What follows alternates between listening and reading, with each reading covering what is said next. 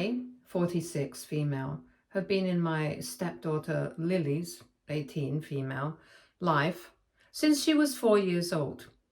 Her biological mother passed away when she was 3 due to complications from an undiagnosed heart condition. I met her father, Rob, 48 male, when Lily was just turning 4, and we got married when she was 6. From the moment I entered Lily's life, I tried to be the best mother figure I could be. I never tried to replace her biological mother. I couldn't, of course. Rob kept photos of her around the house and would tell Lily stories about her often. I fully supported this and even helped create a memory box with items that belonged to her mom, so Lily would always have that connection. I was the one who nursed Lily through illnesses, helped with homework, attended every school event, made Halloween costumes, baked birthday cakes, and did all the things a mother would do.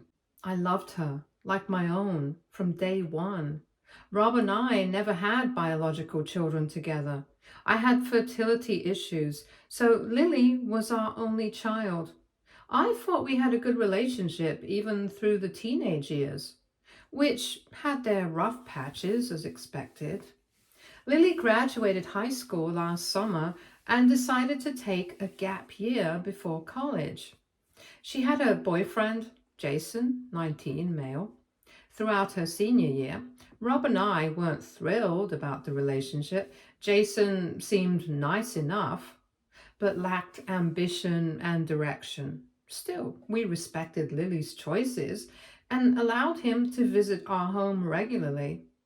About 2 months ago, Lily came to Rob and me saying she needed to talk to us.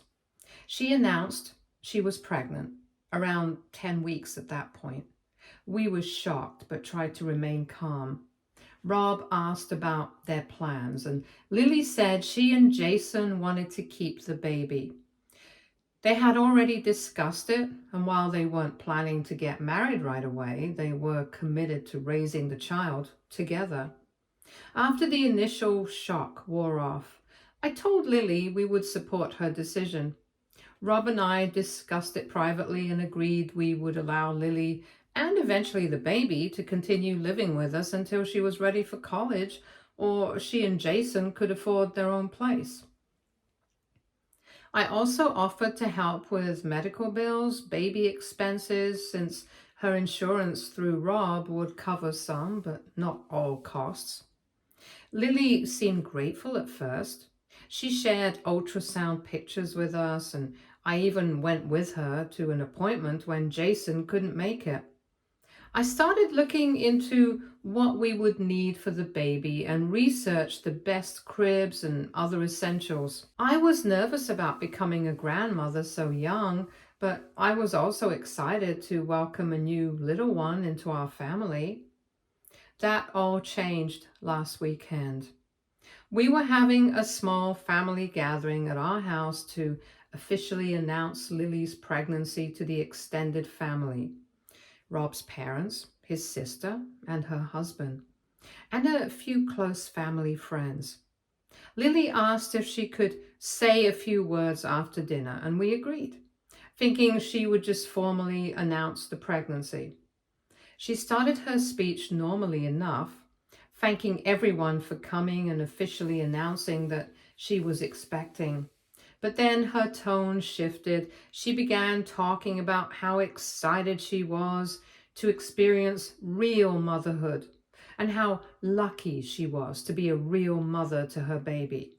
She looked directly at me and said something about how she was grateful for everything I had done for her over the years, but it made her realize how she didn't want her baby to have the kind of relationship she had with me. She said her child would have a real mother and that she was thankful for that.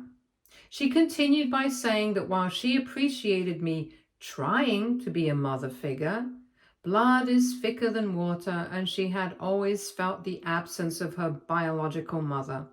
Then she turned to Rob's mother and said she was excited for her to be a real grandmother to the baby.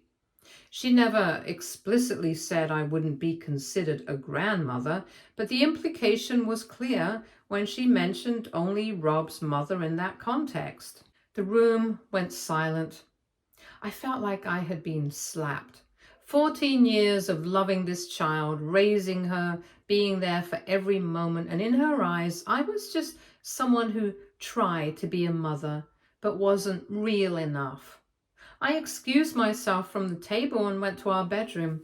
I heard Rob asking everyone to give us some space, and the gathering broke up shortly after. Rob came to check on me and was furious with Lily. He said he would talk to her, but I asked him not to that night. I needed time to process what had happened. The next morning, Lily acted like nothing had happened. She asked if I could drive her to a doctor's appointment later that week since Jason had to work. I told her I couldn't, which was a lie. I just couldn't face being in a car with her after what she had said. Rob had a stern conversation with her that day. He told her how hurtful her comments were and how I had been nothing but a loving mother to her for most of her life. Lily's response floored us both. She said she was just stating her opinion and that she can't help how she feels. She said I was overreacting and being overly sensitive. She didn't apologize or show any remorse. That was when something in me just broke. All these years, I thought we had a real mother-daughter bond, despite not being biologically related. But clearly, that wasn't how she saw it at all.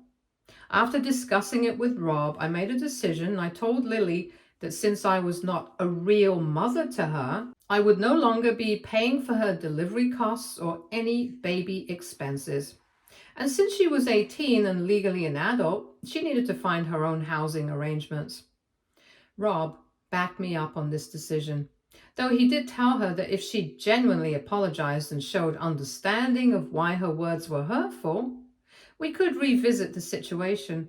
But Lily doubled down. She accused us of being petty and trying to punish her for expressing her feelings.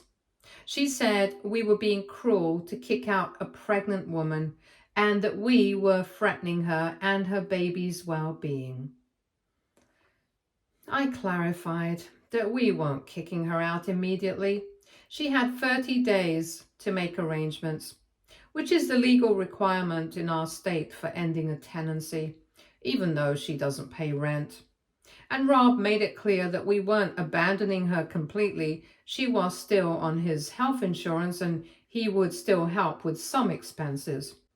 But my additional financial support and the offer to live with us indefinitely were withdrawn. Now, Lily is staying with Jason's parents temporarily while looking for an apartment. She's been posting on social media about how cruel and heartless I am for abandoning her when she needs me most, just because she stated an opinion. Some of Rob's family members think I'm being too harsh and that I should forgive her because she's young, pregnant, and emotional. They think I should be the bigger person and let her move back in. But I can't bring myself to do that right now. Those words cut too deep. I've spent almost my entire adult life raising this girl as my own, only to find out she never really saw me as her mother. Am I being unreasonable here? Should I just swallow my hurt and let her come back home? Or am I justified in withdrawing the extra support I offered? I truly don't know if I'm AITA in this situation anymore. Update 1. First, I just want to say a huge thank you to everyone who has taken the time to comment, offer support, and share advice. I've read every single message, even if I haven't been able to respond to them all. Knowing that there are people out there who understand what I'm going through and who genuinely care has been such a comfort. It's really helped me process everything that has been happening. The last couple of days have been overwhelming, to say the least. Rob has been absolutely amazing through all of this. He's truly been my rock. He's been checking in on me constantly, making sure I'm okay and doing his best to navigate the situation with Lily in a way that keeps things from spiraling even further. He's also been talking to Lily every day, trying to help her see why her words and actions have been so hurtful. Unfortunately, she's still being incredibly stubborn about it. Yesterday, Lily called me. I hesitated before picking up because honestly, I wasn't sure I was ready to talk to her yet. But I figured I should at least hear what she had to say. I was hoping for some kind of real apology or at least an acknowledgement that she had hurt me. Instead, it was one of those classic non-apologies. She said something along the lines of, "I'm sorry you took what I said the wrong way," and "I didn't mean to hurt your feelings, but that's just how I feel." It felt like she was just going through the motions, trying to smooth things over without actually addressing the real issue. I told her as calmly as I could that until she could truly understand why her words were disrespectful and hurtful, especially after everything we've been through together, I needed some space. Later that day, Rob's mom came over. At first, I was worried she might try to convince me to let Lily come back home or pressure me into overlooking what had happened. But to my surprise, she was actually on my side. She told me that she had been shocked and deeply disappointed by what Lily said at the dinner, and that she'd been trying to talk some sense into her ever since. Then she dropped a piece of information that I wasn't expecting. Apparently, Lily has recently been spending a lot of time with her biological mother's sister, her aunt. This woman hasn't really been in the picture for most of Lily's life because she lived across the country. But she moved to our area about a year ago and reconnected with Lily. According to Rob's mom, this aunt has been telling Lily all kinds of stories about her biological mother and, in doing so, may have planted the idea that I was trying to replace her mother or erase her memory. When I brought this up to Rob later, he admitted that he knew Lily had been seeing her aunt, but didn't think much of it at the time. He actually thought it was a good thing, believing it would help Lily feel more connected to her mother's side of the family. Now, in hindsight, we both wonder if this aunt has been influencing Lily's perception of me and encouraging her to push me away. It certainly explains the sudden change in attitude. On one hand, I can understand why Lily would be drawn to this connection, especially now that she's pregnant. She's probably thinking more about her own mother than she has in years and wondering what her mom would have wanted for her. But on the other hand, she's 18 years old. She should be able to form her own opinions and recognize when someone is trying to manipulate her. The fact that she's allowing someone else's words to override everything she knows about me, everything I've done for her, is incredibly painful. Later that evening, Jason's mom called me. Apparently, Lily has been complaining nonstop about how unfair we're being, but Jason's mom doesn't see it that way at all. She told me that she and her husband have already agreed to let Lily and Jason stay with them for a little while, but they simply don't have the space to keep them there long term once the baby arrives. She also mentioned that she's been encouraging Lily to start thinking about getting a job, saving money for her own apartment, but Lily hasn't been very receptive to that idea yet. Hearing all of this makes me feel a mix of emotions. I'm still so hurt by what Lily said and how she's treated me, but I'm also worried about her future and, more importantly, the baby's future. No matter how angry or disappointed I am, I don't want her or the baby to struggle. I've been considering setting up a savings account specifically for baby-related expenses, something that Lily wouldn't have direct access to, but that could be used to make sure the baby has everything it needs. And that way, I can continue supporting my grandchild without enabling Lily's entitled behavior. I haven't made a final decision on this yet, but it's something I'm thinking about. Rob and I also made an appointment with a therapist. We're hoping they can help us figure out the best way to handle this situation moving forward. Right now, I feel like I'm stuck between wanting to work towards reconciliation and needing to establish firm boundaries. I don't want to just act on emotion and make things worse. So I'm hoping therapy will give us some clarity on how to navigate this in a way that's healthy for everyone involved. At the end of the day, I still don't know if I'm handling this the right way. I keep second guessing myself, wondering if I was too harsh or if I should have done things differently. But for now, I'm just focusing on taking things one step at a time, trying to stay level headed, making decisions that I feel are best for my family. I'll update again if anything significant happens. Update 2. I don't know how things got to this point so fast, but here we are. It feels like everything just spiraled and I'm still trying to wrap my head around it. After my last update, Rob decided to show Lily some of the comments on my post, hoping it might help her understand just how hurtful her words had been. He asked for my permission first and I agreed, thinking maybe seeing outside perspectives would make her reflect on everything a little more. But instead of taking a step back and reconsidering, Lily completely flipped out. She was furious that I had aired our dirty laundry online and that I was turning strangers against her. She felt betrayed, like we had ganged up on her, and nothing we said could make her see that this wasn't about shaming her. It was about making her realize the impact of her actions. The very next day, something even more unexpected happened. Lily's biological mother's sister, let's call her Monica, showed up at our house completely unannounced.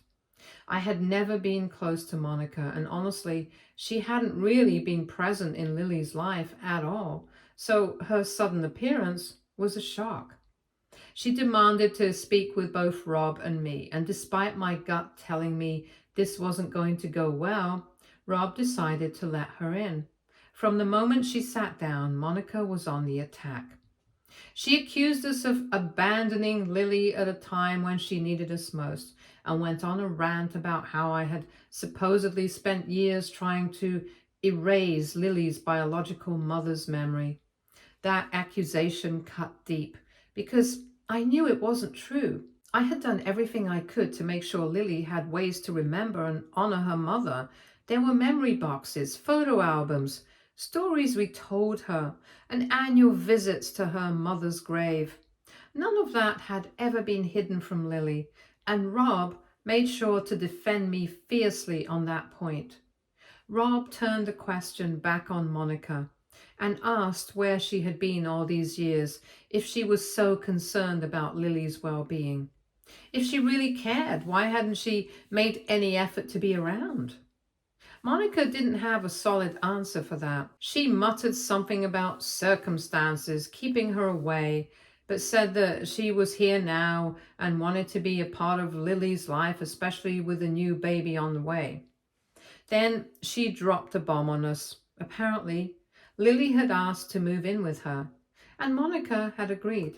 She said that since they were family by blood, she would be able to take care of Lily in a way that I never could. I was stunned. Rob was livid. The idea that after everything, Lily would just choose to leave us like that, without even having a conversation first, was heartbreaking. As soon as Monica left, Rob immediately called Lily to confirm if what she had said was true. And, to our shock, Lily admitted it was. She told Rob that she had been planning to move in with Monica once Monica found a bigger place. When Rob asked why she hadn't spoken to us about it, she coldly replied that she didn't think we'd care, since we had kicked her out anyway. That hurt more than I can put into words. That night, Rob and I stayed up talking for hours. We were both feeling a mix of anger, sadness, and confusion. On one hand, we were deeply hurt by Lily's actions, but on the other hand, we were worried. It seemed clear to both of us that Monica had an agenda, and it felt like she was using Lily's pregnancy as an opportunity to insert herself into the picture after being absent for so long. Then, as if things weren't complicated enough, Jason showed up at our door looking completely distraught. He and Lily had just had a massive fight.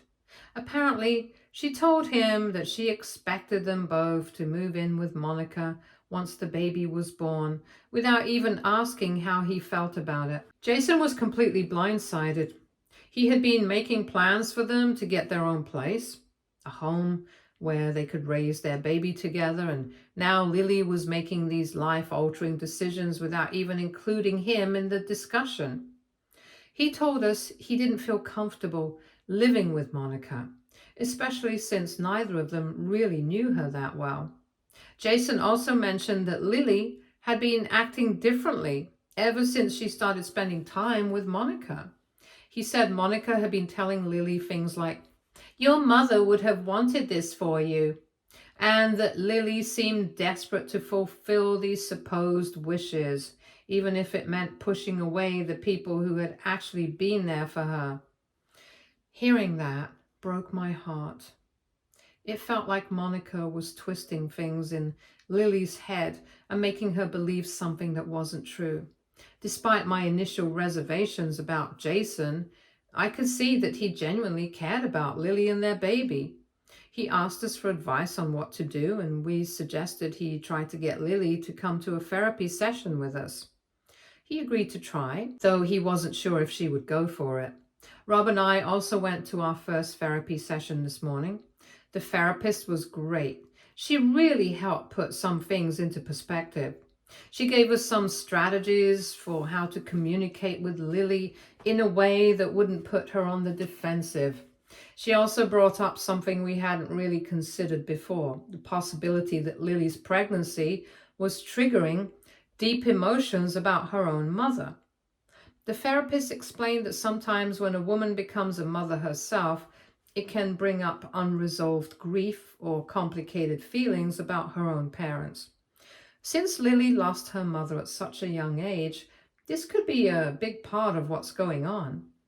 The therapist advised us to approach Lily with empathy, while still maintaining clear boundaries about respectful behavior. She also expressed concern about Monica's influence and suggested that, if possible, we try to have a calm, non-confrontational conversation with both Lily and Monica together. The goal would be to get everything out in the open and figure out how we can all support Lily and the baby in a way that is actually healthy for her. I'm trying to take this advice to heart, but honestly, it's hard. Big part of me just wants to step back and let Lily make her own mistakes. Maybe she needs to learn for herself that Monica might not be the caring, supportive family member she's making herself out to be. But then there's the other part of me, the mother part, the part that has loved and raised Lily for 14 years. That part of me is terrified. I don't want to watch her go down a path she might regret, and I don't want to see her get hurt. Rob is working on setting up a meeting with all of us, him, me, Lily, Jason, and Monica, to try and have an honest discussion. I can't say I'm looking forward to it, but I know it needs to happen.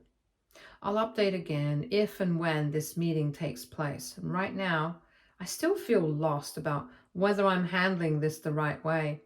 But I'm trying my best to focus on what's best for Lily and the baby. Even if that means swallowing my pride a little, I have to at least try. Update 3.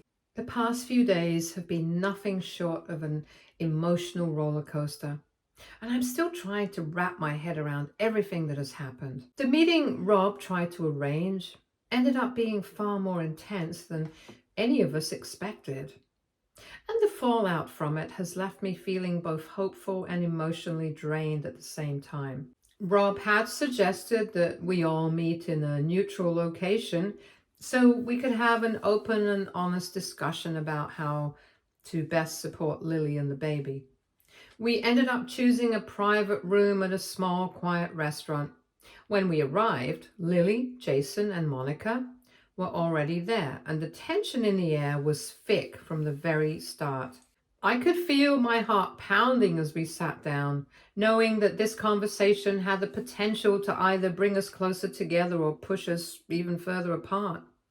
Rob began by calmly stating that no matter what had happened in the past, our main focus needed to be on making sure Lily and the baby were well supported. I had also prepared a few words, hoping to reassure Lily that, despite everything, I still loved her and wanted to be there for her in whatever way she was comfortable with.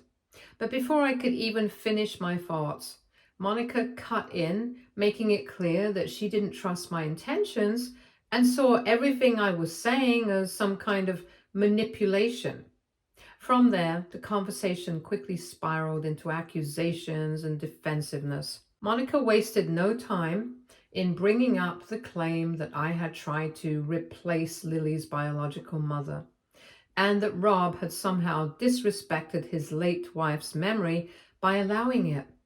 I felt an overwhelming sense of frustration and sadness hearing these words, knowing how much effort I had put into making sure Lily still had a strong connection to her mother's memory over the years. Before I could even think of how to respond, the conversation took an even more unexpected turn when Jason, who had been mostly quiet until that point, suddenly spoke up in a way none of us had anticipated. Jason revealed that Monica had been making promises to Lily for weeks, offering financial support, place to live, and even to pay for her college if she would prioritize her biological family and distance herself from me. He had found messages on Lily's phone showing that Monica had been actively encouraging Lily to push me away, even coaching her on what to say at the pregnancy announcement dinner. As he laid out everything he had discovered, I could see the guilt and embarrassment written all over Lily's face. Monica, of course, immediately tried to deny everything, calling Jason a liar, accusing him of just trying to side with us for personal gain.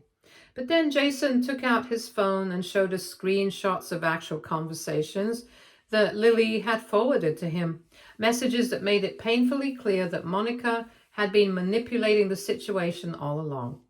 The room fell silent as the truth sank in. Rob, after reading through the messages, was absolutely furious. I don't think I had ever seen him so angry, but he managed to keep his emotions in check as he firmly told Monica to leave. He made it clear that if she continued to interfere and cause harm within our family, he would take legal action to protect Lily from her influence. Monica stormed out, but not before making one last dramatic remark about how Lily was making a mistake and would regret turning her back on her real family. Even after she left, the tension in the room didn't immediately fade. Lily was visibly shaking, crying as she admitted that everything Jason had said was true. She explained that Monica had slowly started influencing her over the past year, playing on her emotions, convincing her that she needed to reclaim a connection with her mother's side of the family. It started out as simple conversations and gradually escalated into Monica planting seeds of doubt about me and my role in Lily's life. Once Lily became pregnant, Monica intensified her efforts, telling her that it was her duty to honor her biological mother's memory by making sure the baby grew up knowing its true heritage. Lily broke down completely as she admitted that she had been feeling overwhelmed and confused throughout her pregnancy.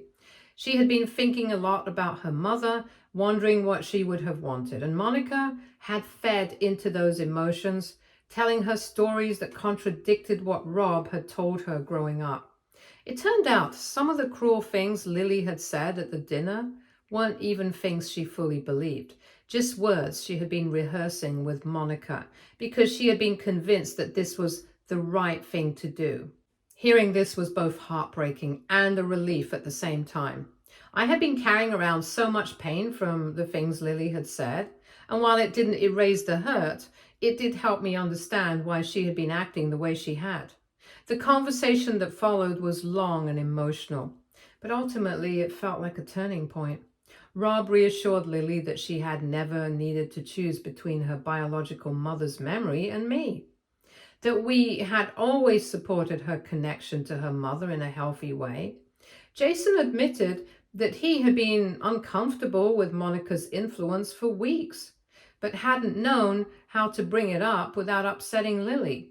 He had finally reached a breaking point and knew he had to say something before things got even worse. After hours of difficult but much needed discussion, we all agreed that the best way forward was to get professional help. Lily agreed to start attending therapy with us, and Jason also committed to joining in. We also had to address the more practical concern of living arrangements.